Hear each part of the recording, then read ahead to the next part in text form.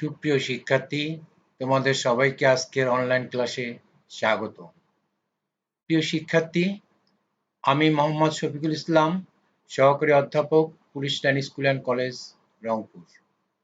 প্রিয় শিক্ষার্থী, আজকে আমরা যে পাঠটি নিয়ে আলোচনা করব তা হচ্ছে ব্যবসায় সংগঠন ও ব্যবস্থাপনা দ্বিতীয় পত্র।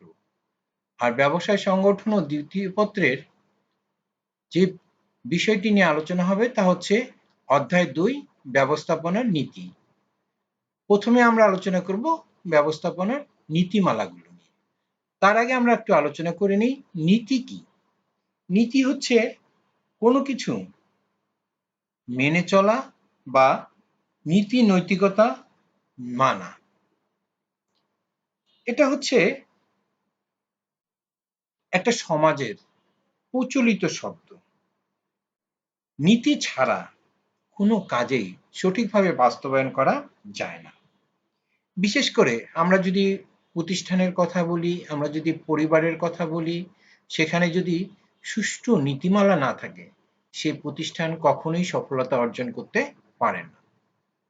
এজন্য একজন ব্যবস্থাপনাবিদ, তিনি একাধারে ব্যবস্থাপনাবিদ, একাধারে বিশিষ্ট শিল্পপতি এবং আধুনিক ব্যবস্থাপনার জনক হেনরি ফিওল, তিনি অনেক গবেষণা করে দেখেছেন যে ব্যবস্থাপনার ক্ষেত্রে কোনো প্রতিষ্ঠান তার ব্যবস্থাপনা পরিচালনার ক্ষেত্রে যদি কোনো নীতি অনুসরণ না করে, সঠিক নীতিমালা প্রণয়ন না করে, সেগুলো যদি বাস্তবায়ন না করে, তাহলে সেই প্রতিষ্ঠান কখনোই সফলতা অর্জন করতে পারে না। এটাই হচ্ছে ব্যবস্থাপনার নীতি। এবং আধুনিক ব্যবস্থাপনার জনক হেনরি ফিওল ব্যবস্থাপনার ক্ষেত্রে 14টি মূলনীতির কথা বলেছে। আমরা সেগুলো নিয়ে পরে বিস্তারিত আলোচনা করব, কিন্তু আজকের পাঠ ব্যবস্থাপনার নীতি। এই নীতি যে বিষয়গুলো নিয়ে আমরা কথা বলবো বা তোমরা জানতে পারবে তা হচ্ছে, দেখো এখান থেকে শিখতে পারবে, ব্যবস্থাপনার নীতিমালাগুলো বিশ্লেষণ করতে পারবে। অর্থাৎ ব্যবস্থাপনার যে 14টা মূলনীতি আছে, হেনরি ফিওল প্রদত্ত ব্যবস্থাপনার যে 14টি মূলনীতি আছে, সেই নীতিমালাগুলো তোমরা কি করতে পারবে? বিশ্লেষণ করতে পারবে। এখন বিশ্লেষণ করতে কখন পারবে? যদি তোমরা আজকের লিসনটা খুব ভালো করে মনোযোগ দিয়ে শুনতে পারো। প্রিয় শিক্ষার্থী, তাহলে আমরা দেখি ব্যবস্থাপনার নীতিমালাগুলো কি কি। অর্থাৎ আধুনিক ব্যবস্থাপনার জনক হেনরি ফিওল যে 14টি মূলনীতির কথা বলেছেন, যে কোনো প্রতিষ্ঠান যদি তার সফলতা ধরে রাখতে চায়, তাহলে তার ব্যবস্থাপনার ক্ষেত্রে, তার প্রতিষ্ঠানের ক্ষেত্রে এই 14টি মূলনীতি অবশ্যই মানতে হবে। যেমন প্রথমেই তিনি বলেছিলেন যে কার্য বিভাগীয়করণ নীতি। দেখো কেন বলা হচ্ছে কার্য বিভাগীয়করণের নীতি? যে একজন মানুষের পক্ষে সব কাজ কিন্তু করা সম্ভব নয়। তাহলে কি করা হবে? যে প্রতিষ্ঠানের যে কাজগুলো আছে, সেই কাজগুলো যদি প্রতিটা ব্যক্তিকে আলাদা আলাদা করে ভাগ করে দেয়া হয়, তাহলে কি হবে? একজন ব্যক্তির পক্ষে সমস্ত কাজ যেমন করা সম্ভব নয়, কিন্তু আলাদা আলাদা ব্যক্তির দ্বারা বিভিন্ন ধরনের কাজ সহজে আদায় করে নেওয়া সম্ভব। এজন্য তিনি বলেছেন যে প্রতিষ্ঠানের যে বিভাগগুলো আছে, সেই বিভাগের কাজগুলো আলাদা আলাদাভাবে ভাগ করতে হবে। যেমন উৎপাদন বিভাগের কাজ উৎপাদন করবে, বাজারজাতকরণের কাজ বাজারজাতকরণ করবে, অফিসের কাজ অফিস করবে, তারপর কর্মী ব্যবস্থাপনার কাজ কর্মী ব্যবস্থাপনা করবে। তারপরে কি হবে? যে সকল বিভাগ স্ব-স্বভাবে তার কাজগুলো সুষ্ঠুভাবে পরিচালনা করতে পারবে। এটা হেনরি ফিওল তার এই প্রতিষ্ঠানের ক্ষেত্রে এই নীতিটা প্রয়োগ করেছিলেন। তারপরে দেখো যে কর্তৃত্ব ও দায়িত্বের সমতার নীতি। কর্তৃত্ব এবং দায়িত্ব বলতে আমরা কি, যে কর্তৃত্ব হলো আদেশ দানের অধিকার। কর্তৃত্ব কি? আদেশ দানের অধিকার। অন্যদিকে দায়িত্ব হলো জবাবদিহি করার বাধ্যবাধকতা। এখন একটা প্রতিষ্ঠানে আমি যাদেরকে দায়িত্ব দিলাম, যাদেরকে কর্তৃত্ব দেয়া হলো, তারা সেই দায়িত্ব এবং কর্তৃত্ব সঠিকভাবে পালন করছে কিনা, এটাই হচ্ছে মূল বিষয়। তাহলে কি হবে? যে কোনো ব্যক্তির নিকট থেকে সঠিকভাবে কাজ পেতে চাইলে, যেমন তাকে যেমন কর্তৃত্ব দায়িত্ব বুঝিয়ে দিতে হবে, অন্যদিকে তার কাছ থেকে কিন্তু কাজটা আবার বুঝে নিতেও হবে। তাহলে সে তার দায়িত্ব এবং কর্তৃত্বের মধ্যে সমতা একটা বিরাজমান করতে পারবে এবং সে সহজেই তার দায়িত্ব এবং কর্তৃত্ব পালন করতে পারবে। তারপরে দেখো ৩ নাম্বার আছে কি? ৩ নাম্বার আছে নিয়মবর্তিতা নীতি। আমরা ছোটবেলা থেকে সবাই জানি যে নিয়মবর্তিতা ছাড়া কোনো কাজ করা সম্ভব নয়। নিয়মবর্তিতা ছাড়া কোনো কাজই করা সম্ভব নয়। কারণ এটা আমরা কোথায় পড়েছিলাম? ডিসিপ্লিন। ইংরেজিতে কি বলি আমরা? ডিসিপ্লিন। ডিসিপ্লিন মেনে না চললে কোনো মানুষই তার সফলতা অর্জন করতে পারে না।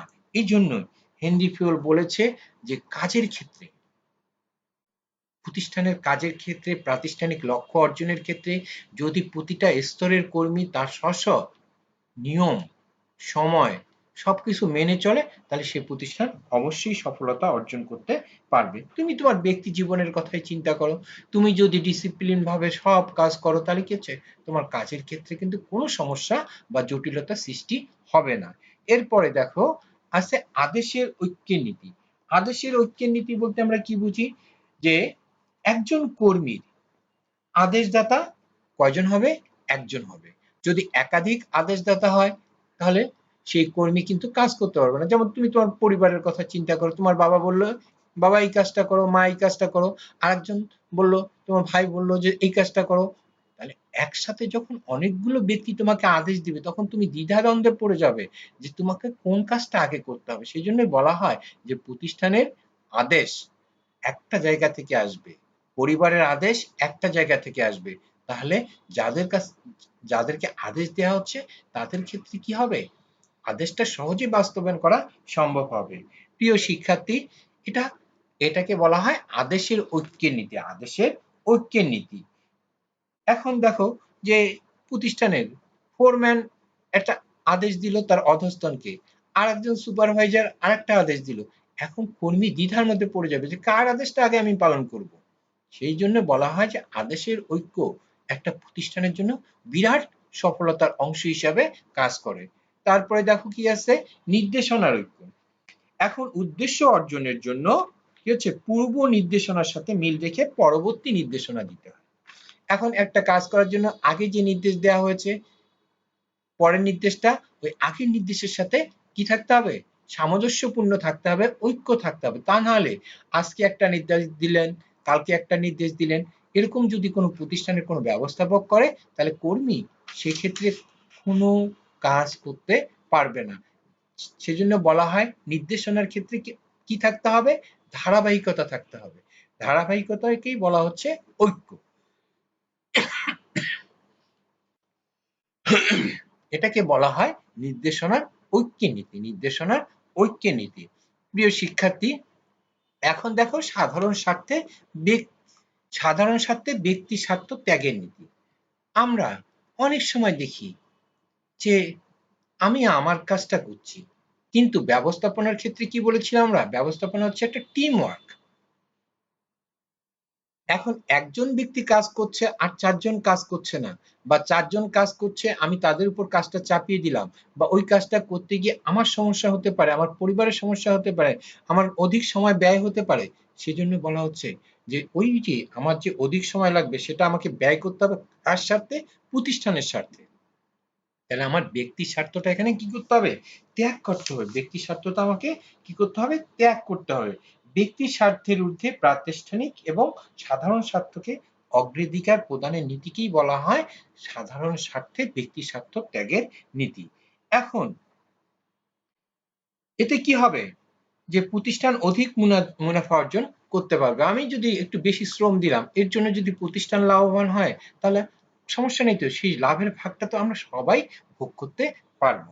তাহলে এর ফলে সামগ্রিকভাবে দেখো যে ক্ষুদ্র একটা স্বার্থ আমি ত্যাগ করেছি, একটু সময় বেশি দিয়েছি প্রতিষ্ঠানে, এর জন্য একটা প্রতিষ্ঠানে বিশাল একটা কিন্তু মুনাফা অর্জন করতে সক্ষম হয়েছে। প্রিয় শিক্ষার্থী, এবারে দেখো যে আছে পারিশ্রমিকের নীতি। পারিশ্রমিকের নীতি বলতে কি? যে কর্মী কেন কাজ করে, কর্মচারী কেন কাজ করে, কর্মকর্তা কেন কাজ করে? সে তার নির্দিষ্ট সময়ে নির্দিষ্ট বেতন প্রাপ্তির জন্য কাজ করে, অর্থাৎ এটাকে বলা হয় পারিশ্রমিক। এখন আমার হাদিসের কথা বলা আছে যে শ্রমিকের ঘাম শুকানোর আগে তার পারিশ্রমিক, ন্যায্য পারিশ্রমিকটা প্রদান করে। এখন যদি কোনো মালিক পক্ষ যদি কোনো শ্রমিককে সারা দিন রাত পরিশ্রম করে নিয়ে বা ওভারটাইম করে নিয়ে নির্দিষ্ট সময় শেষে যদি নির্দিষ্ট ন্যায্য পারিশ্রমিকটা না প্রদান করে, তাহলে কর্মীর মধ্যে কি হচ্ছে, একটা হতাশা সৃষ্টি হবে, কর্মীর কাজে আগ্রহ থাকবে না। এই জন্য বলা হয় যে হেনরি ফোর্ড এই জন্য তার প্রতিষ্ঠানে এই কাজটা করেছেন। কি করেছেন? যে আগে কর্মীর পারিশ্রমিক ঠিক করতে হবে, সে এই পারিশ্রমিকে সন্তুষ্ট কিনা সেটা আগে দেখতে হবে। যদি সে সন্তুষ্ট হয়, পারিশ্রমিক যদি তাকে ন্যায্য পারিশ্রমিক দেওয়া হয়, যে সে যদি সন্তুষ্ট হয়, তাহলে তার দ্বারা ভালো কাজ সহজে আদায় করে নেওয়া সম্ভব হবে। এটাকে বলা হয় পারিশ্রমিকের নীতি। তারপরে দেখো যে কেন্দ্রীকরণ এবং বিকেন্দ্রীকরণের নীতি। এখানে প্রতিষ্ঠানে লক্ষ্য করো যে প্রতিষ্ঠানে কোনো ধরনের সিদ্ধান্ত ব্যবস্থাপনার উচ্চ পর্যায়ে গ্রহণ করা হয়। কোথায় গ্রহণ করা হয়? আমরা বলেছিলাম, দেখো ব্যবস্থাপনার স্তরে ৩টা স্তর ছিল, উচ্চ স্তর, মধ্য স্তর এবং নিম্ন স্তর। তাহলে সিদ্ধান্তটা কোথায় হয়? উচ্চ স্তরে। উচ্চ স্তরে সিদ্ধান্ত গ্রহণ করা হয় এবং এই সিদ্ধান্তটা ধীরে ধীরে ধীরে ধীরে নিম্ন স্তর পর্যন্ত আসে।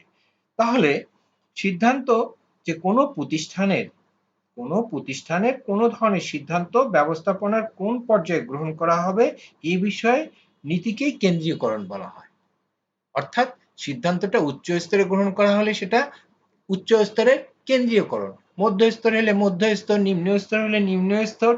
আবার যখন সেই সিদ্ধান্তগুলো ধীরে ধীরে নিচের দিকে পাস হয়, তখন সেটাকে বলা হয় বিকেন্দ্রীকরণ। এখন সিদ্ধান্ত কি করা হবে? যদি কেন্দ্রীভূত করা হয়, তাহলে কর্মী সেই সিদ্ধান্ত জানতেও পারবে না, সেই সিদ্ধান্ত বাস্তবায়ন করাও সম্ভব হবে না। এটাকে বলা হয় কেন্দ্রীকরণ ও বিকেন্দ্রীকরণের নীতি। তারপরে দেখো হচ্ছে কি জোড়াময় শিকলের নীতি। জোড়াময় শিকল মানে কি? আমরা যদি ব্যবস্থাপনার কাজগুলোর কথা চিন্তা করি, আমরা চক্রাকারে কাজ দেখিয়েছি বা কাজগুলো দেখিয়েছি, সবগুলো কি একটার সাথে আরেকটা অঙ্গাঙ্গিভাবে জড়িত। উৎপাদন বিভাগের সাথে বাজারজাতকরণ, গত ক্লাসে আমরা বলেছি উৎপাদন বিভাগের সাথে বাজারজাতকরণ, বাজারজাতকরণের সাথে কর্মী, সবার সাথে কিন্তু একটা সবার, কারণ কি উদ্দেশ্য একটা, আমি একটা কলম উৎপাদন করব, কি উৎপাদন করতে গিয়ে দেখো একটা প্রতিষ্ঠানে বৃহৎ একটা অংশ ওই একটা কলম, সেটা কোয়ান্টিটির দিক দিয়ে বেশি হবে, কোয়ান্টিটির দিক দিয়ে বেশি হবে, কিন্তু উদ্দেশ্য কি ছিল? একটা কলম, কলম উৎপাদন। এই কলম উৎপাদন করতে গিয়ে দেখো একটা বিশাল একটা প্রতিষ্ঠান তৈরি করা হচ্ছে এবং সেখানে কি করা হচ্ছে? অনেকগুলো লোক কাজ করছে। তাহলে এই যে এই সবার মধ্যে যদি এই জোড়াময়ী শিকল না থাকে, অর্থাৎ সবাই যদি একটার সাথে আরেকটা, আমরা সমন্বয়ের কথা বলেছিলাম, প্রতিটি বিভাগ উপবিভাগের মধ্যে সমন্বয়, সেই কথাটা এখানে বলা হচ্ছে যে জোড়াময়ী শিকলটা হচ্ছে একই। প্রতিটি বিভাগ উপবিভাগের মধ্যে যদি সমন্বয় না থাকে, একই তারে যদি আবদ্ধ না হয়, তাহলে সেটা কখনোই বাস্তবায়ন করা সম্ভব হবে না। এটাকে বলা হয় জোড়াময়ী শিকলের নীতি। তারপরে দেখো কি আছে, যে শৃঙ্খলার নীতি। এটা তোমাকে আমাকে কাউকে কিন্তু বলতে হয় না। একদল সুশৃঙ্খল মানুষের দ্বারা যত সহজে ভালো কাজ আদায় করা যায়, একদল বিশৃঙ্খল মানুষ যতই তার যাই কিছু থাক না কেন, তার দ্বারা কখনো ভালো কিছু করা সম্ভব নয়।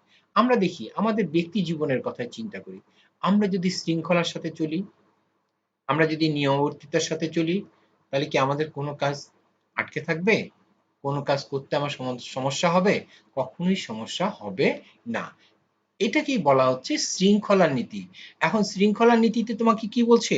তুমি সকাল ৭টায় ঘুম থেকে উঠবে, ব্রেকফাস্ট করবে, প্রয়োজনীয় কাজ সারার পর ব্রেকফাস্ট করবে, তারপর পড়াশোনা একটু লিসন গুলো যেগুলো আছে সেগুলো দেখার পর তারপর ৮টা ৮:৩০টার সময় তুমি কলেজের দিকে মুভ করবে। এটা তোমার শিডিউল। এটা তোমাকে একটা শৃঙ্খলিত জীবনযাপন, একটা সুশৃঙ্খল জীবনযাপনের দিকে ধাবিত করছে। এর ফলে দেখো যে তোমাকে কিন্তু আর বাইরের কোনো কিছুর দিকে তোমাকে যেতে হচ্ছে না। শৃঙ্খলায় তোমাকে বলে দিচ্ছে যে তোমাকে কি কাজ করতে হবে। এখন দেখো যে শৃঙ্খলা বলতে উপায় উপকরণাদি, উপায় উপকরণাদি প্রতিষ্ঠানের ক্ষেত্রে শৃঙ্খলা বলতে উপায় এবং উপকরণাদি কে শৃঙ্খলা বলে।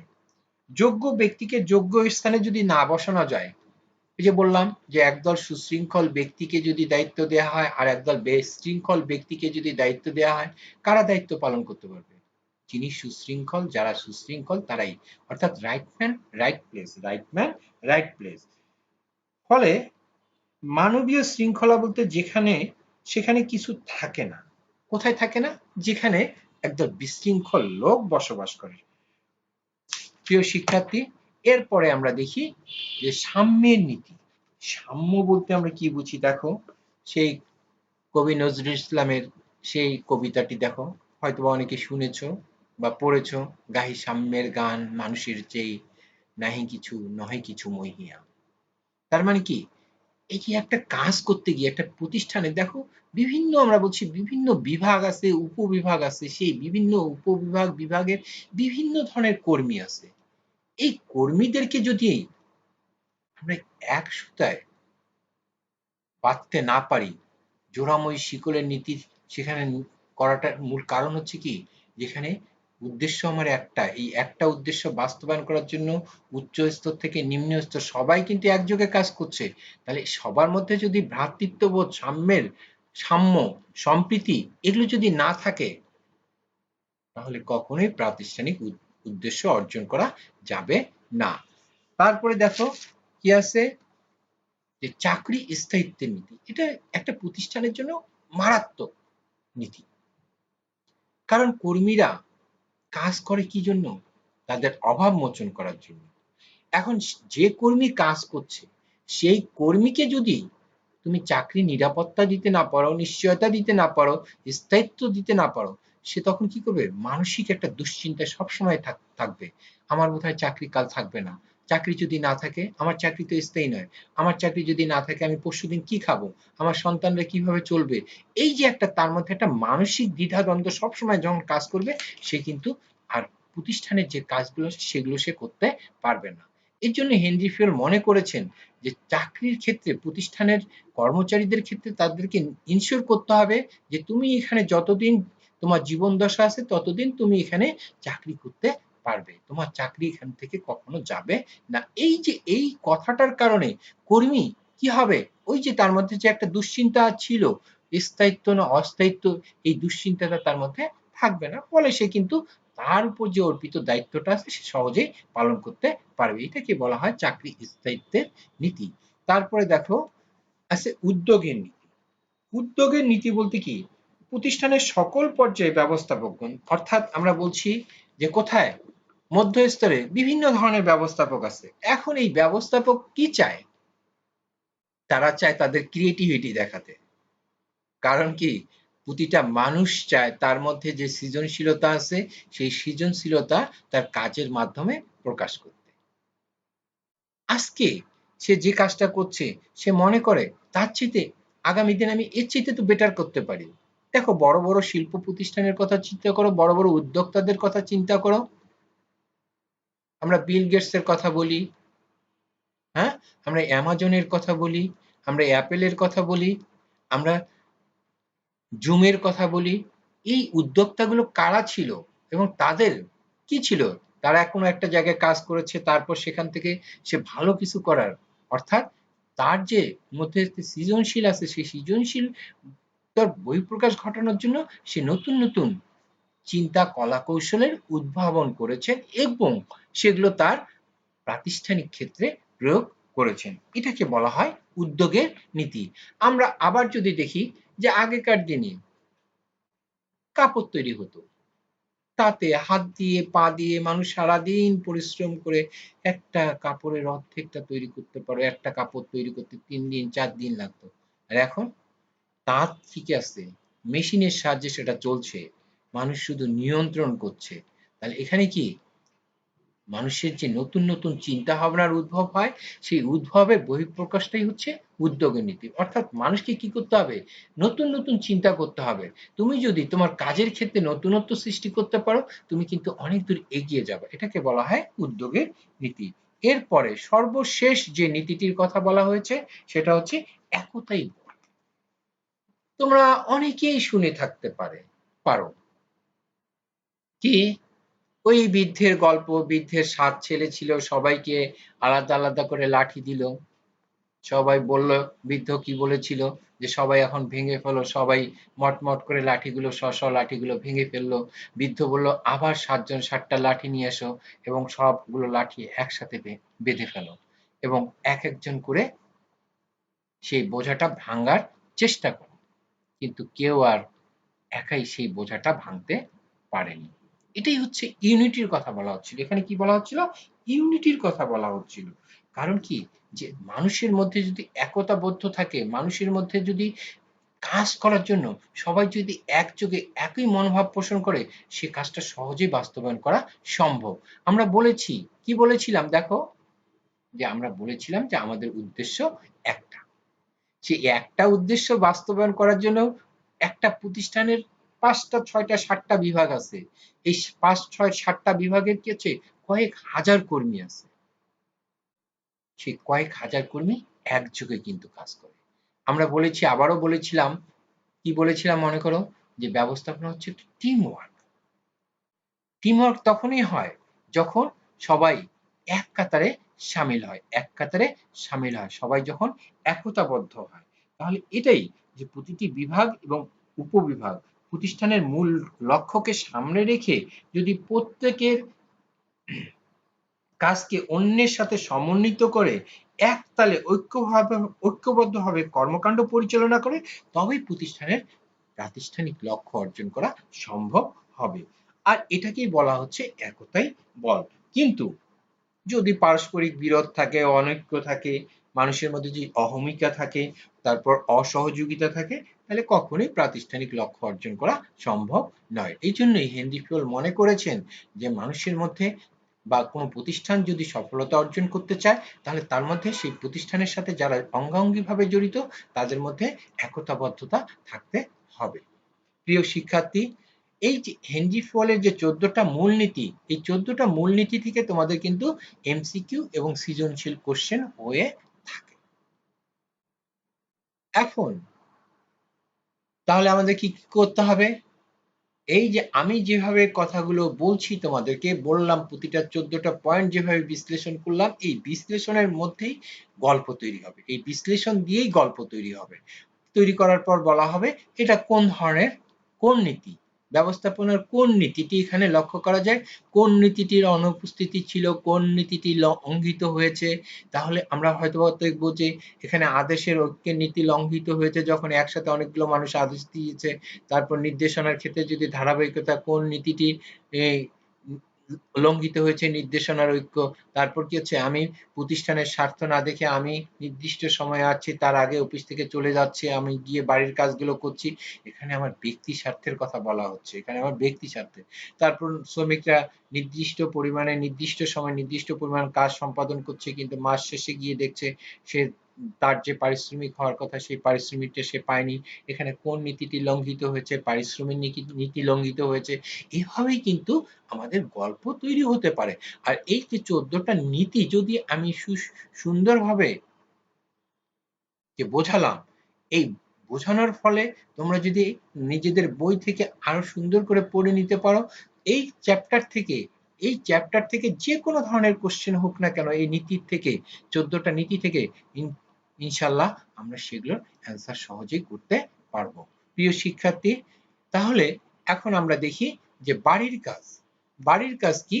বাড়ির কাজ হচ্ছে যে এই ১৪টা মূলনীতি কি কি, এগুলো মনে রাখতে হবে এবং এই নীতিগুলো আমি যেভাবে বিশ্লেষণ করেছি তোমরা ঠিক বই থেকে আবারও আমার কথা এবং বই এই দুটো সামনে রেখে একটু মেমোরাইজ করার চেষ্টা করবে। স্যার কি বলেছিল, কিভাবে বলেছিল, বইয়ে কি আছে, দুইটার মধ্যে মিলে তুমি যদি একটা নিজে একটা সিদ্ধান্ত নিতে পারো, এটাই হচ্ছে তোমার বিশ্লেষণ। এটাই হচ্ছে তোমার বিশ্লেষণ। তাহলে তুমি সহজেই সেটা বিশ্লেষণ করতে পারবে।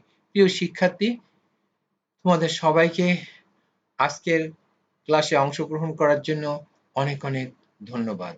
আগামী ক্লাসে আবার কথা হবে। সে পর্যন্ত তোমার বাড়ির কাজগুলো সুন্দরভাবে করবে এবং সবাই স্বাস্থ্যবিধি মেনে নিরাপদে থাকবে, সুস্থ থাকবে। ধন্যবাদ আবারও। আল্লাহ হাফেজ।